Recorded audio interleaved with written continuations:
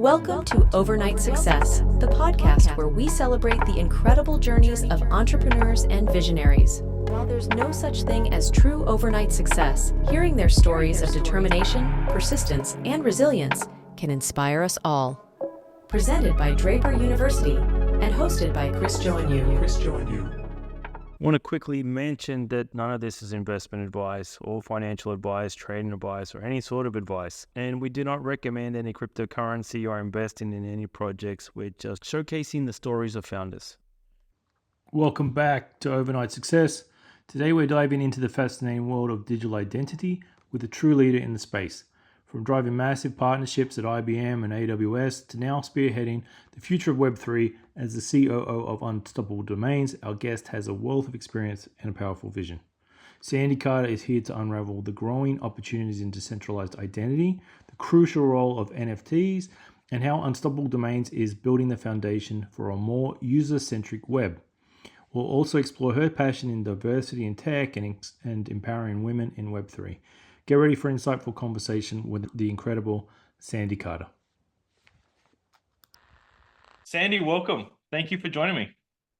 Chris, thank you for having me. It's such an honor. And you're looking so classy there with your whole background and everything. Oh my gosh, I love it.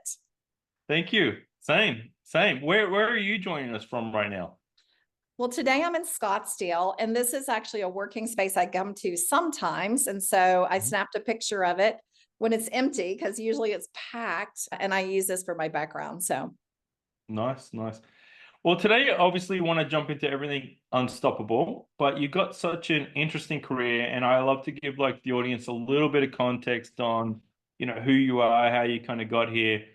Perhaps we'll start with your education. Actually, I'll go back one step further because I do ask my guests a particular question, and that is, was there a mother or father that was an entrepreneur?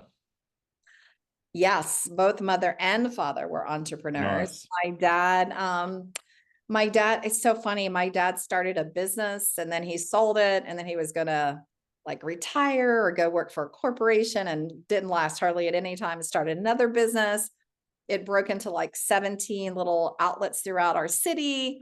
Successful. Yeah. Then he went to work for CBS. He was doing a lot of things in cameras and videoing. And he did that for a little bit. And then he went back into entrepreneurship. So he's been doing that his entire life. And my mom did the same. My mom was an accountant, started out working for big corporation, and then broke off and started doing stuff on her own. So both of them, I would say both of them tried big company, but then always ended up back as an entrepreneur. And so obviously that had a bit of an impact on you, right? Absolutely. I mean, it really put the bug in me. First of all, my mom and my father doing whatever it took to make the business work. And so that's part of my work ethic, right? I feel like I'm an owner at all times, and therefore I try to act like an owner. Whether I worked for Amazon or whether I'm working for Unstoppable, I feel like I'm an owner. So I want to make sure I'm thinking and taking care of my business and my customers, my users, my community in the same form and fashion. And then I also saw my parents pivot, right? If the first thing doesn't work, or maybe it works for a couple of years and then you have to pivot, always thinking about, how best can I serve my customers? And in doing that, recreating myself and my business multiple times. So I learned a ton from them, I have to say. Very nice. I love this concept of thinking like you're one of the owners, because it is obvious who thinks like that in any company, right? And who doesn't, right? It's kind of like the checking out at 5, whatever. I'm not saying everyone needs a work-life balance, but for me, I've always took it personally and wanted to go that extra mile because, I did think hey, if this was my money, then this is what I'd want to see happen. Can I start with your education, right? Because this is a super impressive profile, by the way, but you end up going to Harvard, right? Where did you grow up? I should ask to start. So I grew up in the South. My dad was in the military when I was born. And so I moved a lot, the first several years of my life. I actually thought moving was probably, the thing everybody did, to be honest. And then he broke out and started his business. So I grew up most of my life in North Carolina. That's why I ended up at Duke University. Fuss is a great school, great basketball school, great education. So I ended up there first. And then I was advised by one of my professors, Chris, and he said, you're graduating with a degree in computer science and math. The killer combo will be business and computer science. He's like, oh, that's my prediction for the future. And when he was right? That combination is so powerful. And so while I was still an undergrad, I applied to business schools, accepted at many of them, and decided to go to Harvard. But Harvard doesn't take you straight out of college, or it didn't at that time. Maybe they do now. And so I went and worked for 2 years and then went to get my MBA. I wish I had worked more. I was the youngest kid in my class. I had only worked for 2 years, and everybody else was sharing like these experiences, right? I worked at this company for 8 years or 10 years. And I was like, I was there for 2. But it was a great education. Harvard did a great job with the case study method, which I loved. And then of course, the people there were just brilliant. I love meeting all the people there as well. And so the Duke is super interesting because I think I saw you last in Texas for Consensus and some side events. And I was actually a judge we did a Duke alumni pitch competition. So I don't know if yeah, they had some incredible Web3 startups. And so yeah, I'll connect you after this if you're interested. So he taps on us quite regularly. He's like, now they'll do like a Duke alumni side event at Singapore for Token 2049. So I guess Duke doing that, if they're doing that, let me know, because I will be at Token as well. Okay. Yeah, I love meeting up with both Duke and Harvard have amazing entrepreneurial programs. Just spectacular, of course. And so, I'm all into supporting them and supporting all new entrepreneurs. Absolutely. So then moving forward to say your career here, right? And I definitely want to spend most time on Unstoppable. Don't worry, I will. But I kind of remiss if I don't talk about like IBM, AWS, super high profile roles there. Maybe just some of the learnings or some of the things you're proud of from those roles. Yeah, well, let's see. I guess one of the biggest things is when I first worked for IBM is such a training ground. People used to say best management school around is IBM. They train the best leaders because they rotate you into multiple functions. And so while I was at IBM, I was a chief marketing officer, chief sales officer, chief strategy officer. I got to do all these different functions. And I think, Chris, what I learned about that is really empathy, being an empathetic leader, because then what I was able to do is when I was in sales, empathize with marketing, right? Because usually sales and marketing are always like this. And I was able to understand and therefore form a tighter partnership and have greater successes. I also manage development teams because I have an engineering background, not my superpower for sure, but it gave me a good understanding, when I'm asking for a new feature, and gave me a little bit more patience than maybe some other typical leaders who don't understand the development process. So that's really what I think my main takeaway was from IBM. From Amazon, oh gosh, I learned so much from the leadership principles, but I think the number one thing was customer obsession. And we're not talking about customer focus or customer intimacy. We're talking about customer focus. And as an executive, Chris, they had me meeting with tons of customers. I wasn't able to delegate that responsibility. And I was able to spend so much time speaking to our customers, our partners through so many different methods. And that really got me to understand that when you're designing or building a product, you're designing it for a person, right? I remember people would say, oh yeah, I'm designing this for financial services. And I'm like, that's not a customer, right? And it's not even good enough to say for this bank. It's like, who in the bank are you designing it for? What's the person's name? Let's start there. What do they do every day? And also focusing on what they do and what the outcome is they need versus, ooh, AI's hot right now. Let's design something for AI. And now let's go search for a customer for that. But understanding what they're trying to do and seeing, therefore, what technology could help them do that better, I thought was just such a great learning. And the combination of having that empathy and understanding customers and customer obsession, I think is a really powerful set of 2 lessons that I've learned. Can you just elaborate a little bit on the AWS, right? Because it seems like first of all, I love the term customer obsessed, right? And I got to know a little bit. I got to a final interview with AWS. I didn't get the role. I'm still bitter. No, but I love this customer obsession. It also seems like the culture is just of such a high standard. So I would love to just hear about like how is that maintained? How is that like, nurtured, I guess? Well, I think there's a couple of things. First of all, the hiring at AWS is really about the right people for the right roles. So, for example, you're thinking about Amazon. Amazon believes that top talent drives innovation and excellence begets excellence. And so anybody you hire, you're looking for them to bar raise the current set of hires. So you're always looking for someone who's not as equivalent to a person sitting at the table, even evaluating them. You're looking for someone who can drive up that next level and someone who understands what it means to be a builder and innovation, right? What is innovation? How to keep innovating. And I believe that high quality hires really contribute to long-term success. But really is all about the people. If you have the best people, you're going to have the best product and the best innovation coming out. And so I really attribute a lot of what Amazon does to the way it hires and that hiring process. The second thing I would say is product management. I came into Amazon as a product manager, and they take you through their school of product management, which is by far the best. I've now worked with hundreds and hundreds of companies, maybe even thousands of companies. And Amazon really does product management the best.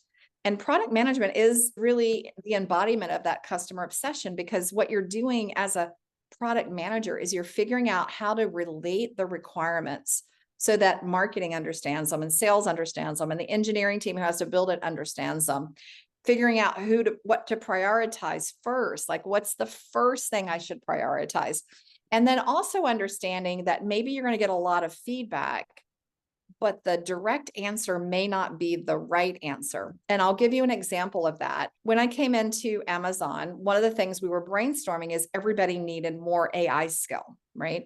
Mm-hmm. Companies were saying, oh, Amazon, you've got to help us with AI skill. Well, the very cursory answer to that would be, let's have more classes. Let's have more universities. Let's do that. But Amazon teaches you to ask question after question after question, so you get to the real innovation. And so as we kept asking, well, if we had every university teaching skills, would it be enough? Well, no, because we'd have to wait 4 years for those skills to get out. So what can we do now? And so we came up with this race car. It was called Deep Racer. Mm-hmm. It has IoT sensors on it, or Internet of Things sensors, to read data. And we used reinforcement learning, which is a type of learning model for AI, to train the race car to race around a track. And we designed it so that anybody could race the car. Anybody could learn AI and race the car. So we actually had a chef that won one of our races. She had never coded in her life, but she knew how she wanted to race the car.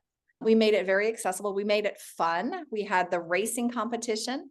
So we would have company compete against company, or in one company I was at, the executives defeated the architects in the company. Nice. And so what that did was it opened up our mind. We still did the education in universities and we still did the normal stuff, but the car just took off. We had hundreds of racing leagues all over the world. And what that was doing is training the next generation of AI programmer, AI user. And for me, it really taught me a lesson that, that product manager who keeps asking the questions. Okay, how do I solve this problem? Okay, there's an obvious answer, but what's the non-obvious? Like if I keep asking, what can I do to bring this to the forefront? For me, those are some of the best lessons that I learned and some of the superpowers that Amazon possesses. And the reason why they can keep having hit after hit after hit, whether it's in groceries or healthcare or technology or books, is because they use that process. Amazing, amazing. Before I jump into Unstoppable, I did want to ask, it seems like you're obviously very passionate about, say, diversity. You're with the World Economic Forum, you're on the board of Girls in Tech. Do you want to talk about how you just kind of get involved in some of these extracurricular activities, I suppose. Yeah, it'd be cool. Yeah. So one of the things that I learned early on was that diversity breeds more innovation. So we talked about one of Amazon's principles, which is, I'm looking for someone who can innovate. Well, one of the things that makes us innovate more and faster and better is if we have a diverse team. So that doesn't just mean men and women. That means racial diversity, thought diversity, cultural diversity, gender diversity. There's so many elements of diversity, and those diverse teams really do so much more outstanding work. And so I've always been passionate about bringing more diversity into the workforce. And in particular, I started a group called Unstoppable Women of Web3 and AI because, Chris, when I entered this space, there were only 9% women, 9%, Yeah. not even double digit in the space. And so I wanted us to succeed as an industry. And I just felt like we really needed more diversity. And at that time, the biggest lacking diversity was women.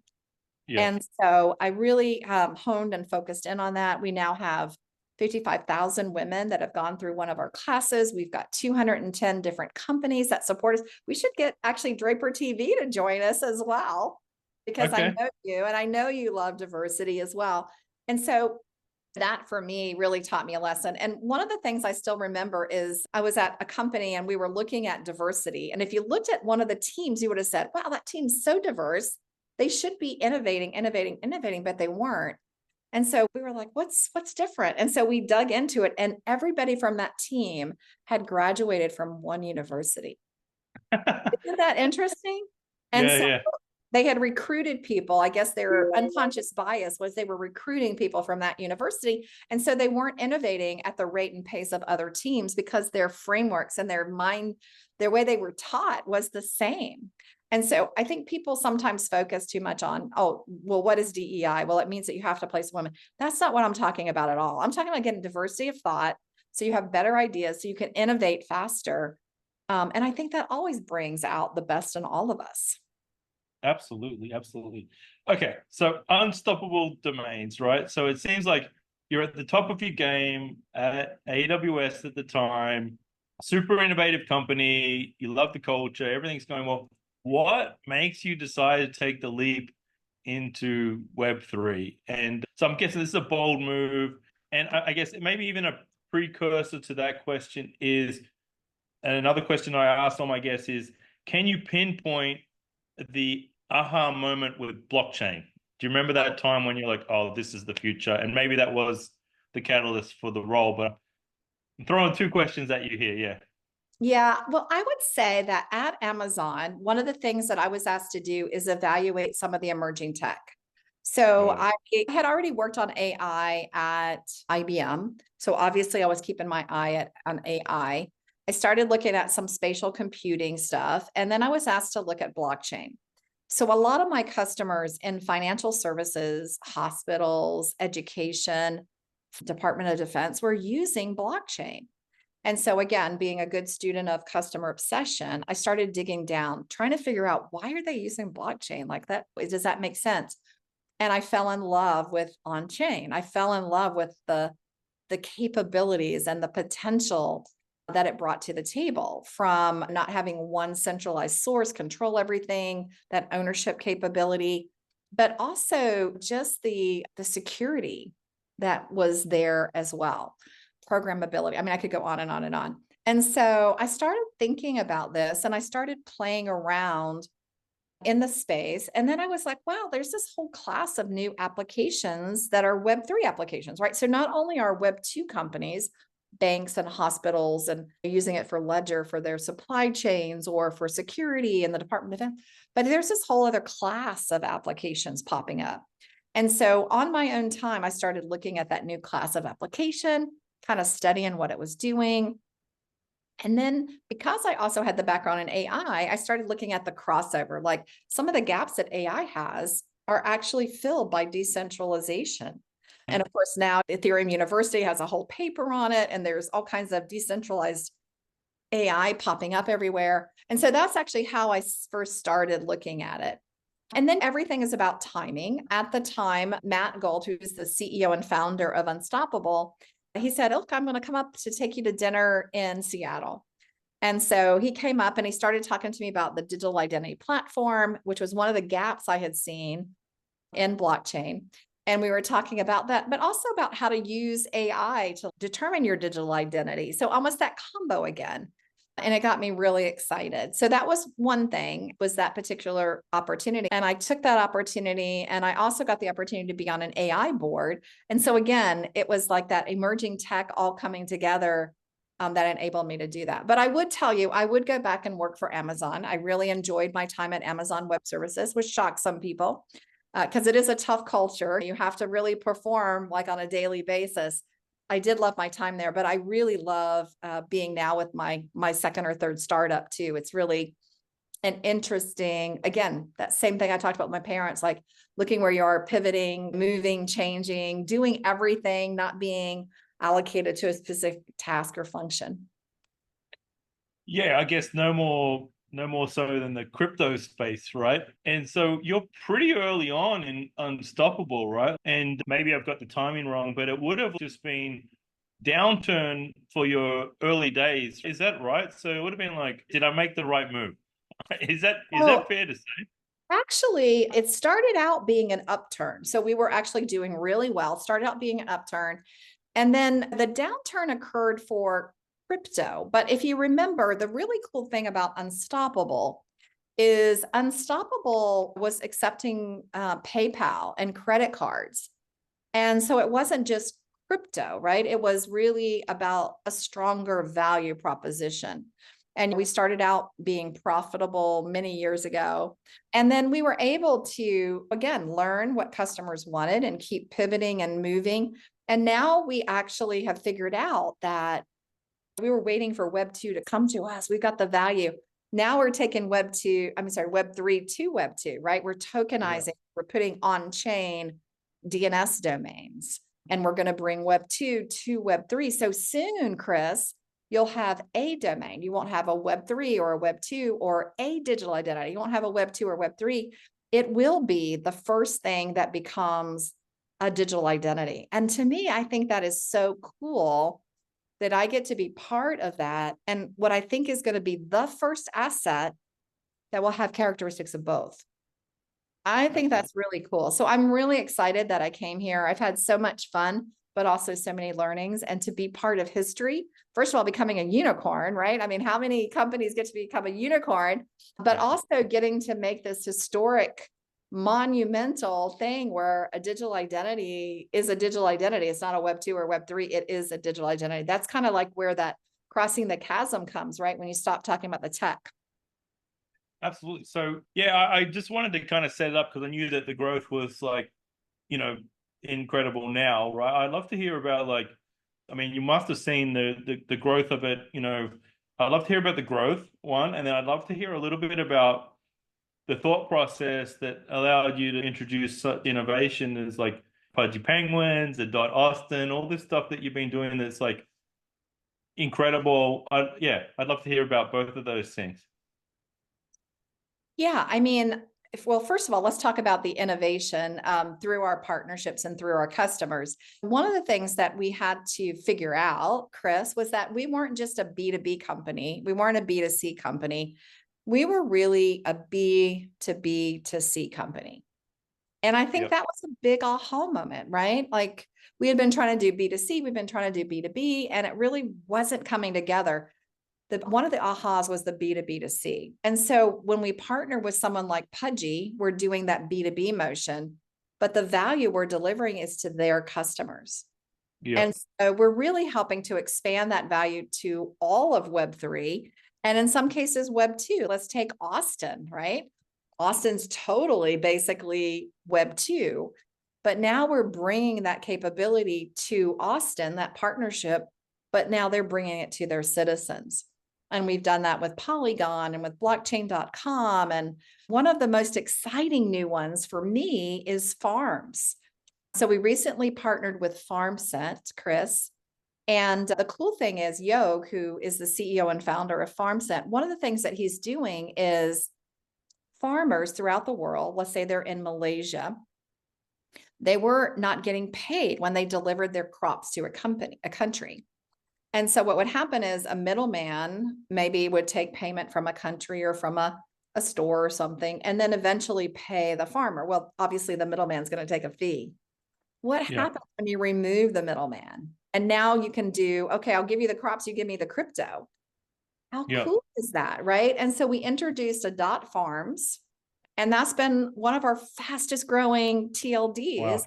Because and think about that. I mean, think about it. Now you have a farmer with a simplified wallet, which is one of our new innovations as well, right? Now a farmer gets a digital wallet, a farmer. And so that wallet has to be really easy to use because they're like Web2 of the most Web2 users that exist out there. But the value, right? It's always about the value to the customer, that the farmer gets instantaneous money.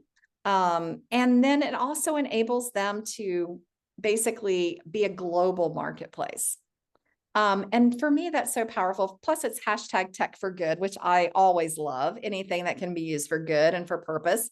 So I think that innovation continues to come as we talk to people and we innovate with them, not outside of them. We try to fit their culture. Right before this, I was on with Dead Fellas, which, they have a new Oh game. yeah, I'm trying to. She's also Australian. Yeah, I've been trying to In catch up fact, with her. Yeah. in fact, when I came over from Betty, she's from Melbourne. Yeah. Accent. Yep, that's right. And it was just super cool because they're reinventing themselves and they're doing games now with all these big Web2 companies. So again, they have to be easy enough for Web2. And so it's been this whole movement of innovation around B2B to C. Let's take this one community at a time. Let's add value and real value, right? Like think about the farmer. That's real value. Or for Dead Fellas and Pudgy, it's about community and being able to log into their game using a single sandy.pudgy or sandy.dfz. So I get really excited when we provide value for those customers and those end users. Amazing. And I got one question. I'm mindful of your time. The kind of the Web2 meets Web3 evolution, right? That I think you're kind of pioneering. Was it a matter of like ICANN or whatever now coming to you and like, hey, we need to be working with Unstoppable, otherwise we're going to miss out on this segment that's happy just to sit in Brave or whatever.